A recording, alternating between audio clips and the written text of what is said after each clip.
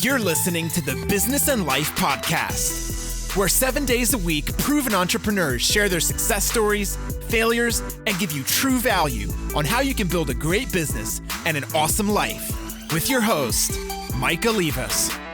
What's happening, guys? Today, we're going to be interviewing Tahani Aburaneh, founder of The Fire, Females in Real Estate. It's a movement of investors, real estate. She's a coach, entrepreneur, and mother of two. Okay, Tahani, welcome to the show. Thank you. Thank you so much for having me on. Thank you. Absolutely. Looking forward to hearing a little bit more about you. So tell us something interesting about yourself. Something interesting. I've been born in a very, very humble beginning, and I was able, against all odds, to overcome all of my fears and get to where I am right now, which is a very well-known speaker, teacher, coach in the real estate industry across Canada. Awesome. Okay. And so you're, where are you calling in from right now? I'm calling from an hour west of Toronto, an hour away west of Toronto. Okay. And what's the name of that place? It's the Cambridge, Kitchener-Waterloo region. It's called the Waterloo region, which is the Silicon Valley of Canada. Oh, very That's cool. what it is. Yes, the Silicon Valley of Canada. Awesome. A lot of startups, a lot of techs. Yes. I love it. So tell us a little bit about your company, what it does, what it brings to the marketplace. That's awesome. So all of my life, I've been intrigued by the real estate world, and that's what changed my life. And then having been started, helping a lot of real estate investors, changing their lives. And most of my clients were men. And I'm like, why are only men looking at increasing wealth through real estate investing? Why am I just only getting men? To the point where I start surveying, people. And then I got to find out that there's a huge lack of confidence in women stepping into the real estate world, investors, growing their money and making more money with real estate. And and that's how I got to find out the FIRE movement. I said, I'm going to just start helping a few women. All of a sudden, few women became 100, 100 became 300, 300 became more. And that's how it started. Yeah, I call it a movement because it went really large, very fast, there's a huge need for it. Yeah, absolutely. So tell us, is there a website that people can go to learn more about the movement? Yes, it's femalesinrealestate.com. Femalesinrealestate.com. Yes, females. So females from all walks of life, doctors, teachers, engineers, stay-at-home moms. It doesn't matter, as long as it's a woman and she wants to make, to understand real estate investing and to understand it more of like also long-term security, not just only to some women, they just want to make sure that they're okay when they're older, for retirement years and on. Well, I think that's an awesome thing that you're doing. I've been chatting with a lot of more and more female-focused clientele type services and companies out there. Very niche. Very niche, and it's a great niche. I think that you got to carve out a niche from a business perspective, but it sounds like a really cool niche for the women that I've been speaking to that focus on the women, because there's a bond and a sisterhood kind of approach there that makes sense, and everyone kind of gets it, and that's I love that everyone. Yes. There's, for example, someone I chatted with that focuses on females in construction. And there were some really cool things about like the videos and how, women might be a little smaller so they can get in the nooks and crannies and stuff and actually do a better job. Those are some really cool facts that you don't think about. But even with the women, obviously in the real estate world, because their historical data will show that men have been kind of dominating the market space for a while. But why? There's no reason why. It's just, I think a lot of it's the education that you're obviously giving to the women, which is awesome. So thank you for that. And I'm sure hopefully all the listeners that are women are excited to hear that. So give me a time where you felt in your entrepreneur journey that you were close to rock bottom or hitting rock bottom and you were kind of scared about something that was about to happen. Give us a story about how you were able to overcome a potential disaster. Really, for me, it was right after my divorce. It was really hard time. I mean, I left with not even $1 in my pocket and 2 kids to take care of. And Wow. I just, at the time, I was like, how am I gonna, survive as a woman? And not only that, how can I take care of my kids and how can I put a roof on top of their head? Excuse me, my apologies. It's okay. I forgot to put that off. Yes. And that was really a hard time. But then, and I was not like a marketer or anything, but what I did not know then, but I know now, is that when I went out to ask for work, I connected my why or the cause to why I'm doing it, and then people connected with that and they felt like they were going to help me. So I would say, can you help me, whether it's buy or sell a property? It's because I'm now on my own and I need to take care of my 2 kids. And then this way I actually realized that I differentiated myself. People connected that they were helping me by me helping them. And I just became unstoppable. That's another thing too, is that at the time I had a huge motivation, which is taking care of my kids. Little did I know that when I left that marriage, didn't have $1 to my pocket. 4.5 years later, I ended up buying a property, paying the full mortgage, and had 9 other properties 4.5 years later. Wow. Wow. What was the secret to you being able to do something like that? Honestly, it's connecting, telling people why I was doing what I was doing, and the willingness to do whatever it takes to help the client, and clients felt that, and the sharp focus that, I'm going to do this no matter what. So I would be hustling all day, all evening, and I would, do whatever it takes to, help clients, and that starts showing. And asking for business. This is one thing a lot of people don't do, or hardly ever. They're worried about what Yep. others will say, or rejection, or no, you have to ask, and you have to tell people that, I got to do this because I got to make a living and I got to take care of the kids, and Right. people love helping others. That's what it was. What do you think people's, obviously women and men alike, biggest misconception in real estate investing is? Let's say they have a home right now and they're listening.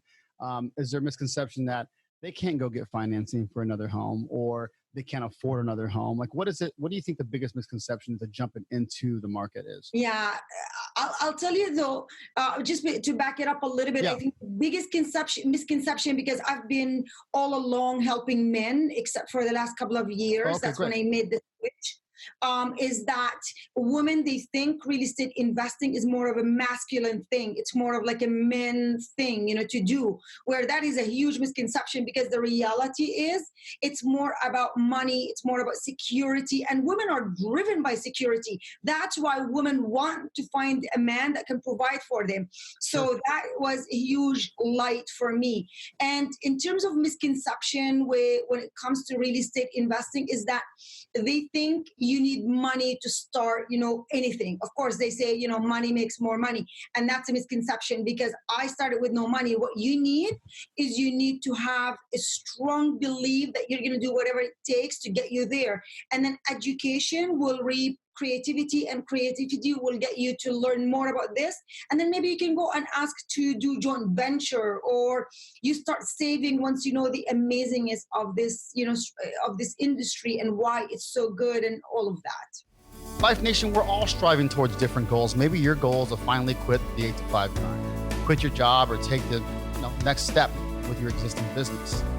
Whatever the goal may be, regardless of your reasons, if you are serious about taking the next step and finally trying to build the life that you deserve, the life that you want to live, take the leap of faith with me.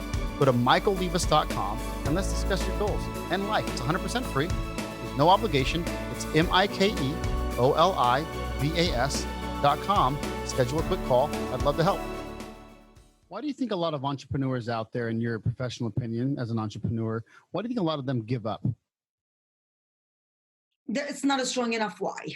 They're driven by money. And if you're driven by money, money alone will not get you going. Period. That's it. If you're chasing money, You're not going to make a lot of money. But if you're driven by something that is way bigger, then things will start showing up and the universe will start supporting your ideas, you know? So imagine if I was driven only by making money, I would have stuck to what I was doing before, which is just helping, you know, selling and, you know, buying. But because I thought that there is a niche here, there is a huge impact, something that I need to do, all of a sudden things start showing. I was just in the US, I went to New York, and then I went to LA, being asked to be in two amazing international documentary movies with amazing, incredible other women like Kim Kiyosaki's wife, like Grant Cardone wife. I'm going to be in a movie with all of these ladies just because I took a chance and I said, I'm going to do something to make an impact. It wasn't money driven. Absolutely. I think that was huge. And you said period, and I'll leave it at that because I love the answer and there's no need for me to kind of jump into it. Thank you. It's a great point. We mentioned that kind of a lot with people that are on the show that get that. And I hope that we can push that down the throats of all those that are listening, entrepreneurs and aspiring entrepreneurs, of what the why is. And it has to be strong enough. What are you excited about in your business in this industry right now? Oh, it's so exciting because there's so much right now. Opportunities are open, especially for women. So there is more and more for them to kind of get into this. And men, don't get me wrong. I mean, it's not like I'm stopping to help men too. It's Sure. the same, you know.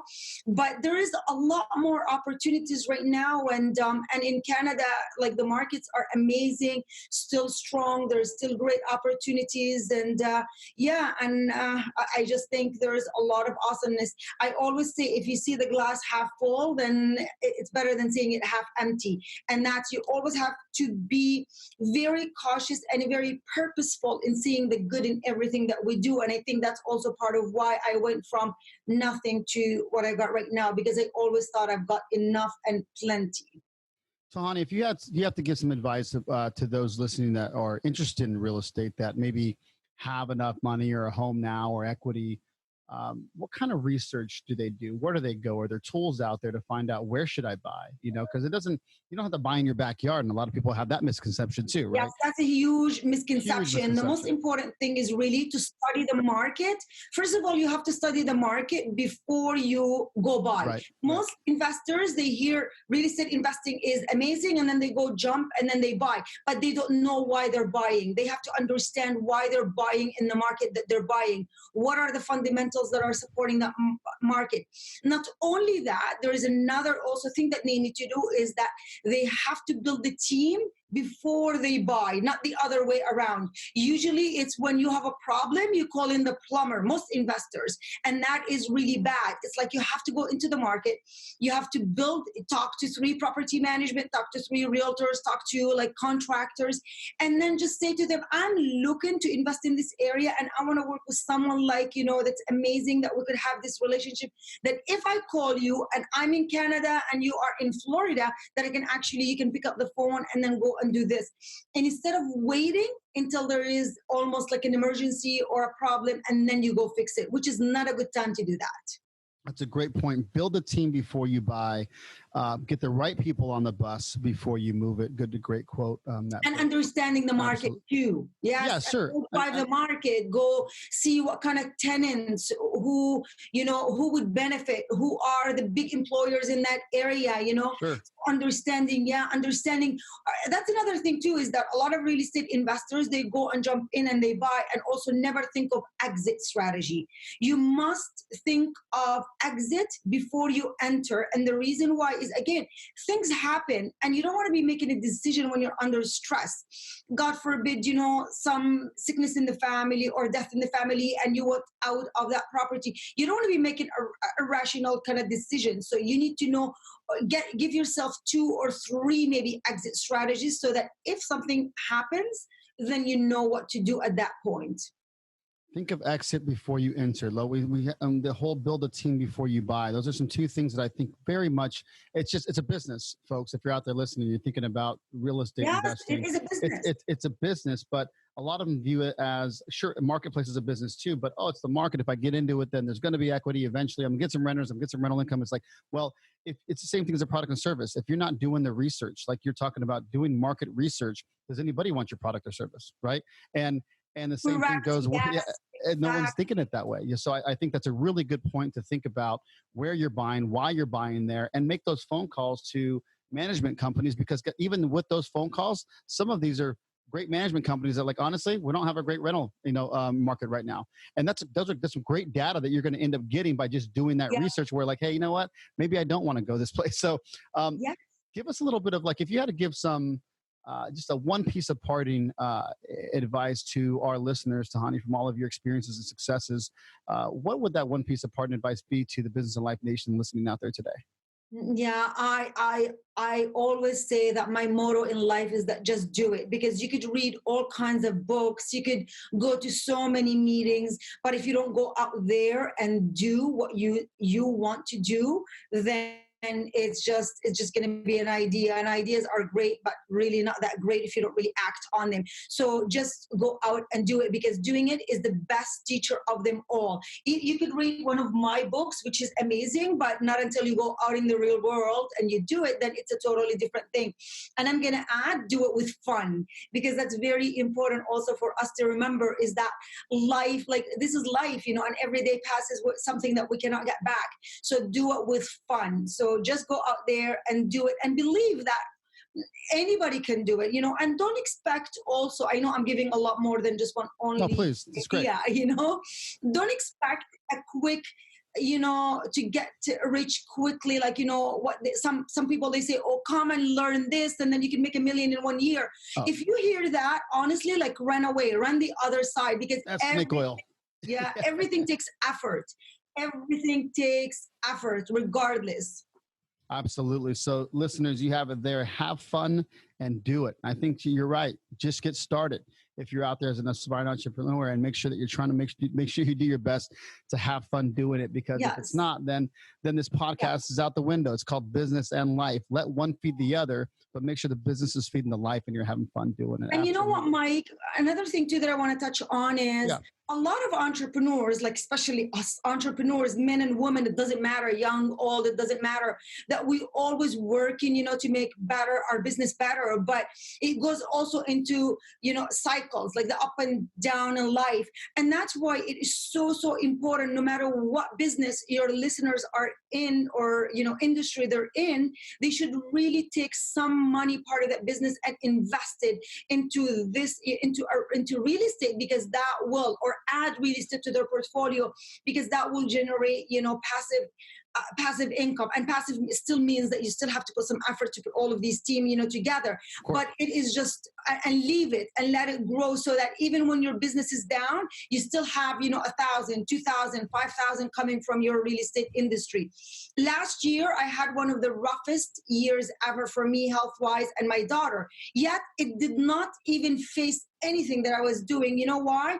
Because I still had money coming in while I am looking after myself and my daughter health-wise. Absolutely. I mean, it's a great security blanket when you're able to find the right market and do the right research. Absolutely. Take a look at the real estate world, and let's find out where we can find you so they can learn more about you. Tahani.ca, which is TAHANI.ca, or femalesinrealestate.com. Tahani, thank you so much for your time and all the knowledge that you shared with us today. Mike. Thank you, Mike. Thank you. Life Nation, you got to remember that in order for things to change, you must change. And in order for things to get better, you must get better. You just got better by hanging out with me, Michael Leibus, and the Business and Life Nation. So come back tomorrow, because I'm here dropping sound bombs 7 days a week, baby. If you'd like to subscribe, please do, so you can take action and execute. See you tomorrow.